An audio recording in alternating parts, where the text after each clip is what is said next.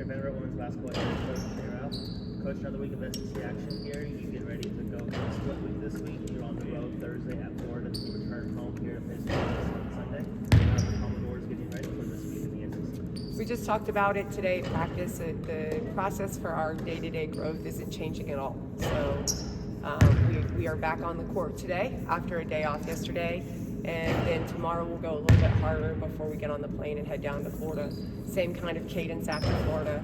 But nothing is changing for us in terms of our preparation. I do think we're finally hitting a stride in terms of what we need to do and how we need to do it so that we feel ready to go on game day. First time you guys are ranked in the AP poll in over a decade. What kind of recognition does that mean for you guys and for the players? We did celebrate it in our team meeting and film room today, just by acknowledging it and acknowledging the fact that the outside recognition, it somewhat validates the process that we have right now in terms of our growth. And that's great. That's a good step forward, but it doesn't mean much. It's something that people vote on. I want to do things here that people don't vote on. I want to win championships. I want us to be in the conversation for championships every year, and I want us to live among the elite.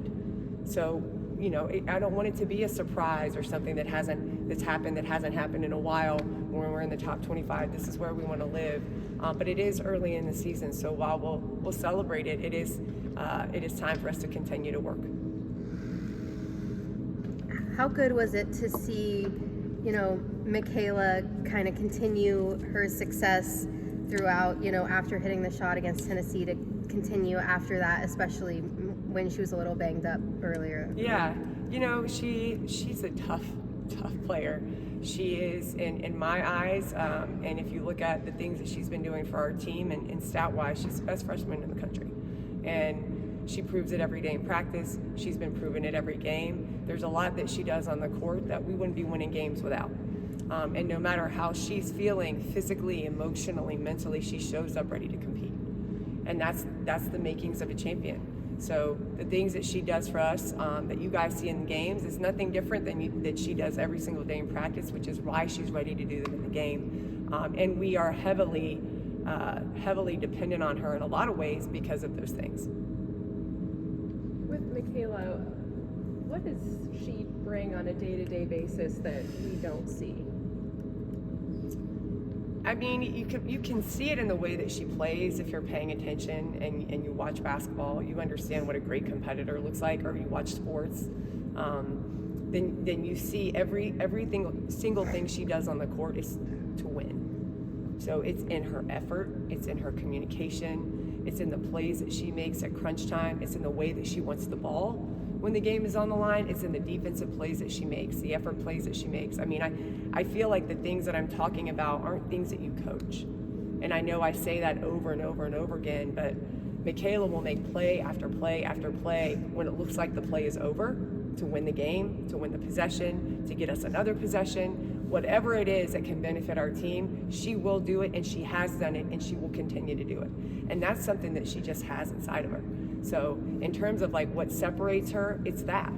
Because it's not like I can give her a drill to make her better at that. She's either going to want to do it. Champions either do that or they don't. And she does it every single day. Not in those big moments, not in game day, every single day. In like little games that we play with the team for bonding. She's like the most aggressive one. It's not even fun because she just wants to win. So she's just built different. And that's why she's such a difference maker. It was like she was made for that moment, and she also cherishes it and embraces it, and she's special because of that. It sounds like you're not surprised by her success then. Not at all.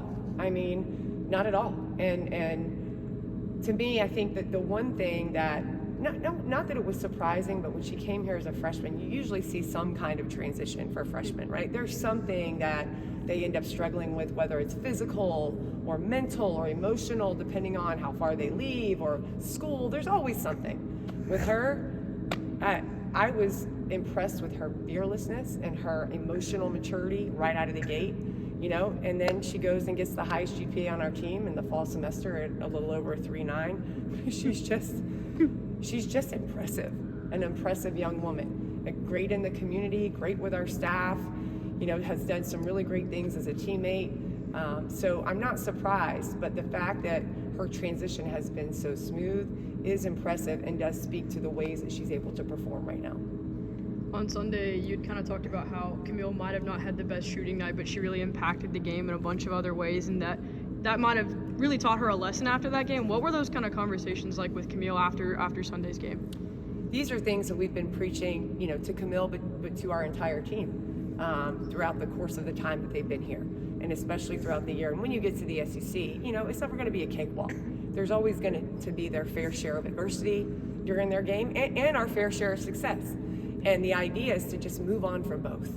So let's not get too caught up in the fact that we're making all our shots today, because tomorrow, maybe not, or the quarter, or the possession, or that we're missing all of them. The next possession, you can make a play that will impact the game and help us win. And that's exactly what she did. So the conversations have been that from the beginning. But the fact that she was able to do that and we were able to come away with the win because of how she played on the backboard defensively, because of how great of a teammate she was in the midst of her adversity, uplifted the rest of the team, and it was contagious. Leilani started to do it, which she does as well. Michaela was doing it. Ayanna was doing it. Mitch came in and made some big plays. So that kind of stuff, it's a contagious thing and a great way for your team, and it can win a game for you in the midst of not a great shooting night. Speaking of Leilani, how is she doing after she got banged up a little bit during that game? She's doing great. I was a little concerned because we weren't sure. We knew there was some pain, and we had, her see the doctors like everybody does, making sure that everything is okay. And it went from, maybe a couple weeks to she's back today looking great. And so she's one of the tougher players on our team as well. And if it's a day-to-day thing for Leilani, then I imagine she'll be playing tomorrow.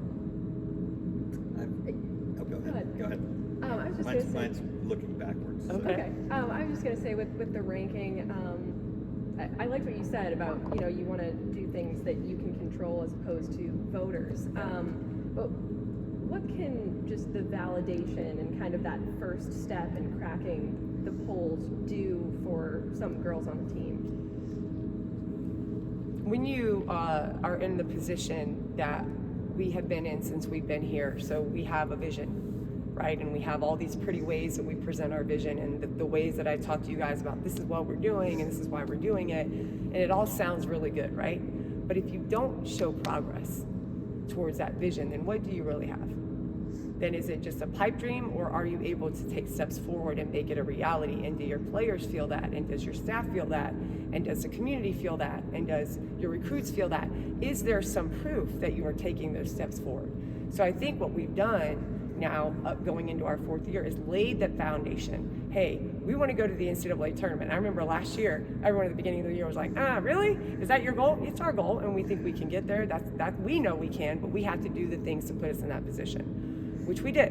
And now we're talking about these are the things that we want to do. This is where we want to live in terms of a program and conversations, day-to-day rankings, and being able to compete and show that we are worthy of being in those conversations, whether it's in the top of the SEC or the top of the country. So being recognized from the outside, whether it's AP poll or coaches poll, players getting nominated for things and winning awards, shows that we are taking steps closer to the vision that we have laid the foundation for. And now that's not a pipe dream, it's reality. So that's where we're living, and we're not done. We're proud of it. Like our chancellor always says, we're proud of it, but we're not satisfied. So we're going to continue to go because, number 23 is great, but the goal here is to win championships and end up in that number one spot. Looking back at the recruiting of Michaela, what was the pitch from you to her? There were many pitches. I'm not sure that I would describe the way that I recruit as pitching, or, people talk about recruiting as sales. I'm not a very good salesperson. I just am who I am. And so I try very hard to be real with our recruits, because I don't want them to buy something or buy into something that's not real. So, I say, hey, this is what you're going to get. And they come here and they're like, wait a minute, this isn't what you said it was. That wouldn't be great for either of us, right? So we talked about how I ended up at Vanderbilt and the vision that I had for myself and for leading the program and where I wanted to take it, the opportunities that she had that existed on and off the basketball court, the way that she had a vision for herself and the things she wanted to do, and how clearly they matched, right? So Michaela and I are very similar in the things that we want to accomplish. as competitors. And we also have kind of a very unique path here where it's not really been done before at Vanderbilt, the things we want to accomplish. So she thought that was really cool. She wanted to be part of it. I think the other part that I have no control over is the leadership that we have. Candace Story-Lee was a big part of that, kind of laying out, hey, this exists for women's basketball, but this is also the vision for our department. We're going to invest in resources. You know, we're going to do the same thing with other teams. You're going to have a support in terms of your community, and then the chancellor as well, city of Nashville, with all the NIL opportunities, all of that, those things, along with the academic reputation of Vanderbilt, lined up to be, I think, exactly what Michaela was looking for, and turns out she was exactly what we needed. Thank you. Thank you. Thank you. Yeah.